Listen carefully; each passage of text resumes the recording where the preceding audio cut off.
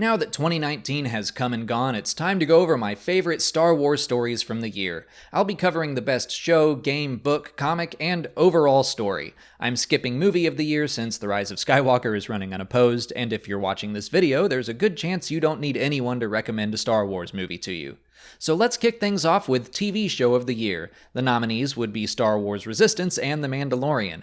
I don't think it's a surprise that The Mandalorian wins this in a landslide. I don't want anyone to take that as me trashing Resistance because it had a very strong end to its first season. It's not bad at all, but I'm also not the primary audience. The Mandalorian is much more my speed, and I'm thrilled the first live-action series has been so warmly received.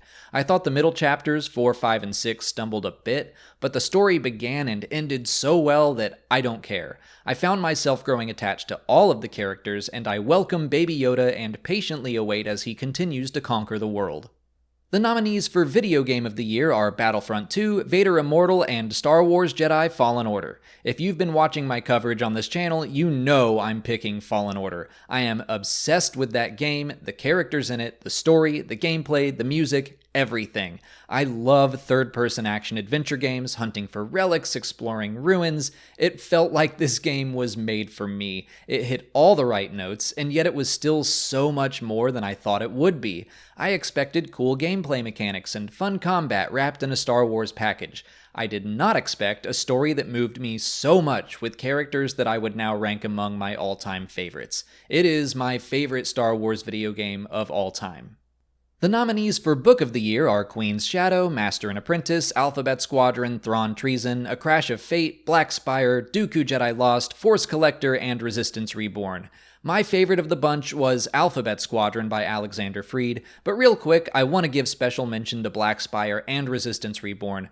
Black Spire has one of my favorite new canon characters in it, and might be the book that affected me the most. Resistance Reborn was like a love letter to the rest of the Star Wars canon. It was like a perfect culmination of the past 5 years of books, comics, games, and television. But Alphabet Squadron, kind of like Fallen Order, felt like it was written for me. I love the old X-Wing books from Star Wars Legends. I love starfighter pilots, so I was just inclined to love this story, and it sucked me in and didn't let me go. Again, I love all the new characters, especially Will Lark, and I'm so glad Freed is getting to write 2 more of these. I anxiously await the second installment coming later this year.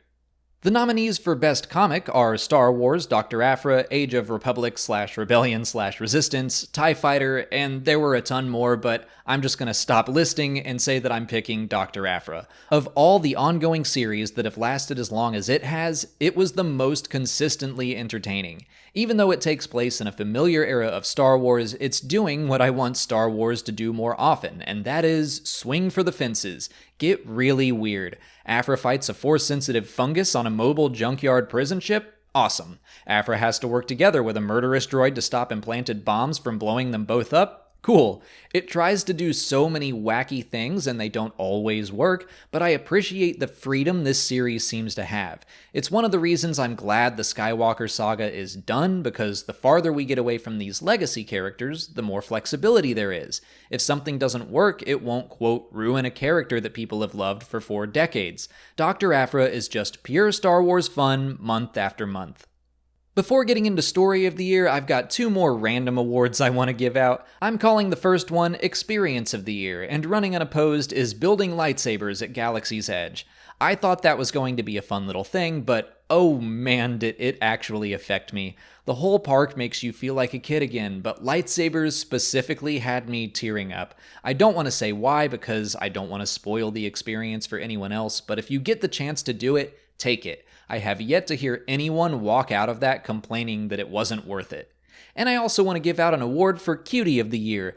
The nominees are Babu Frick, BD1, and The Child. And of course, Baby Yoda wins. He's taken the entire world by storm. Molly squeals literally every time she sees him. Like, we'll be rewatching an episode and she knows exactly what's going to happen, but she still gets excited. He's just a bundle of green joy. But I want to point out that Star Wars is currently killing it with characters under a foot tall. I would do anything for Baby Yoda, BD1, or Babu Frick. But that brings us to the big award, Star Wars Story of the Year. The nominees are The Rise of Skywalker, The Mandalorian, Fallen Order, Alphabet Squadron, and Dr. Aphra. My favorite story of 2019 is Fallen Order. It might be my favorite Star Wars story in the past 5 years. Everything just landed for me like I already said. I wasn't planning on playing the game in only 2 days, but I did. I blew through it, and I've been slightly annoyed at all the other Star Wars content coming out in November and December, only because it's kept me from playing the game again. I will be doing that soon, but Fallen Order blew me away, and if I can only recommend one Star Wars story to make sure you experience from 2019, that's it.